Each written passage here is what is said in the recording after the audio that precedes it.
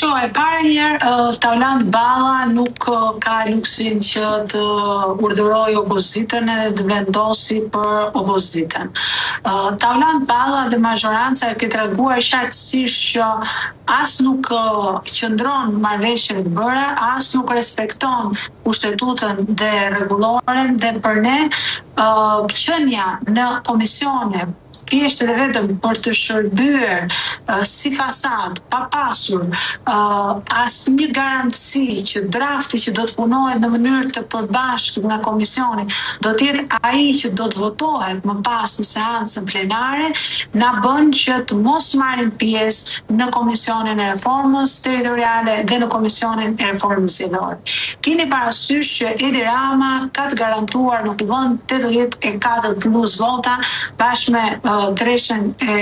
Socialdemokratëve shkojnë në 86 vota, që do të thotë ka një shumicë të cilësuar për të ndryshuar kodet. Nisur nga kjo, ajo që po bën mazhoranca socialiste dhe ne e kemi parë në këto muaj se çfarë qëndrimesh kanë mbajtur, është po kërkon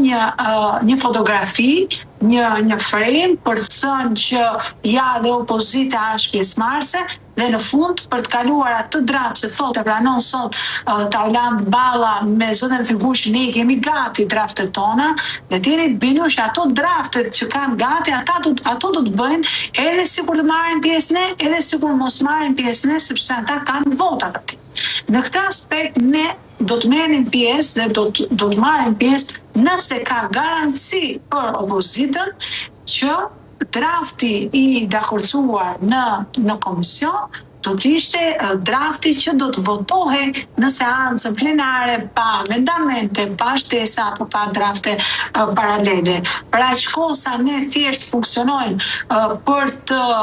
mbushur agjendën parlamentare të një parlamenti normal, ndërkohë që këta nuk kanë respektuar dhe nuk respektojnë as të drejtë kushtetuese dhe rregullore e kuvendit, kjo nuk ka më asnjë kuptim dhe sigurisht që Partia Demokratike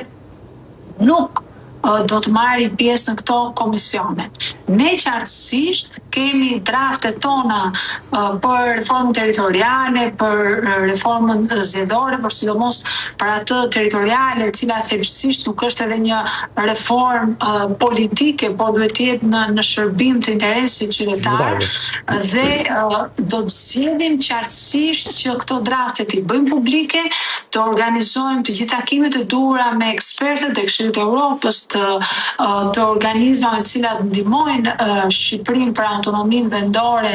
dhe për rritjen e eficiencës së pushtetit lokal. Këto do t'i paraqesim publikisht, do të jemi pjesë e diskutimit me qytetarët në përzona, kemi draftin ton që i çon shërbimet në afër qytetarëve që rrit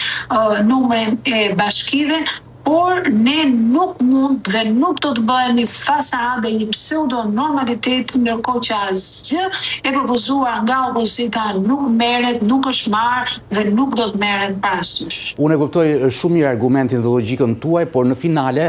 nëse ju nuk do të merrni pjesë dhe ata padyshim kanë agjendën e tyre, draftet e tyre, këtu do të jenë të humbur të parët qytetarës shqiptarë sa i takon reformës territoriale, sepse nuk do të jenë të gjitha propozimet që mund të shkrihen në një, por edhe ju si opozit me reformën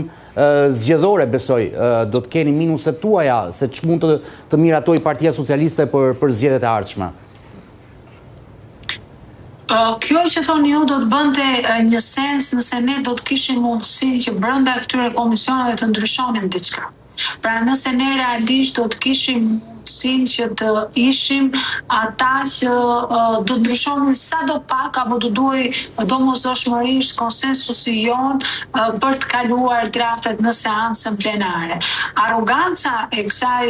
qeverie ka shtuar dhe ju e keni parë që çfarë sesionesh kemi pasur nga shtatori, me arritjen e asaj që është shumica e cilësuar e pat në zgjedhjen e avokatit, po do ta shikoni në reforma, sepse qartësisht ata thonë, duke qenë se ne i kemi votat, nuk kemi më asnjë detyrim për të dëgjuar dhe për të bashkëmenduar në veprimet tona me opozitën, ndërsa opozita në këtë rast nuk përfaqëson